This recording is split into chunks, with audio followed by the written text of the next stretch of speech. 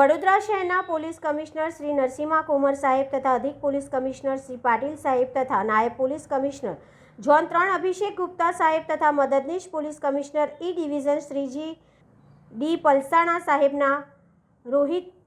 તેમજ જુગાર પ્રવૃત્તિ નેસ્તનાબૂદ કરવા અંગે સફળ રેડો જરૂરી સૂચનાઓ અને માર્ગદર્શન આપેલ જે અન્વયે પાણીગેટ પોલીસ સ્ટેશનના પોલીસ ઇન્સ્પેક્ટર શ્રી વાય એમ મિશ્રા તથા પોલીસ ઇન્સ્પેક્ટર શ્રી એચ જે પટેલ નાઓની સીધી દોરવણી હેઠળ આજરોજ સ્ટાફના માણસો પેટ્રોલિંગમાં હતા તે દરમિયાન